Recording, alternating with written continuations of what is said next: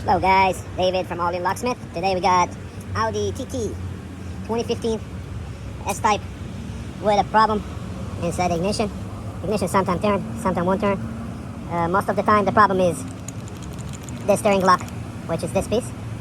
So we remove the ignition with, that's how it looks like. Basically, you guys need to remove carefully the electronic parts with one screw, which goes right here. 2 screws that go on the top of the ignition that's holding it to the steering column, and 3 screws for the plastic cover.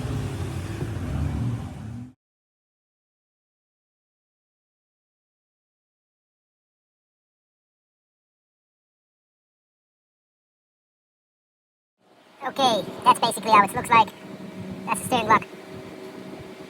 Most of the time that pin is getting bent inside, and don't let the steering lock to be open or closed. It's depends where it's gonna stuck. In the upper position or in the bottom position, it's depends. So right now, the ignition worked really smooth.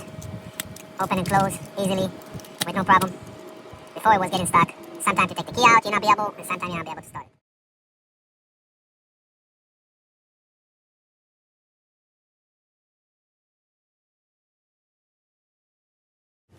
Okay guys, we just finished.